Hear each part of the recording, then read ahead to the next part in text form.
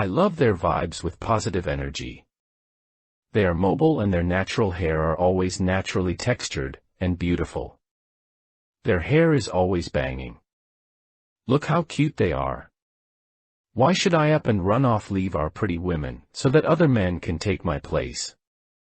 No bro, not I, they are always glowing every day.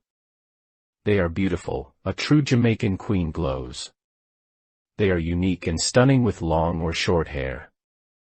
They can really be models whatever shape they have, because Jamaican women are blessed with natural beauty. And I never forget that they are the prize. I am telling you that they are the cola in Coca-Cola. And please don't let the Jamaican dialect fool you, because lots of them are interestingly well-spoken, patriotic, and chilled. Another thing I like about Jamaican women is that they spiritualizes every single thing on earth. To me, Jamaican women are well-educated people in many fields. You can even learn a lot from a Jamaican woman who drop out of school because they have that quick-wittedness and smartness about them.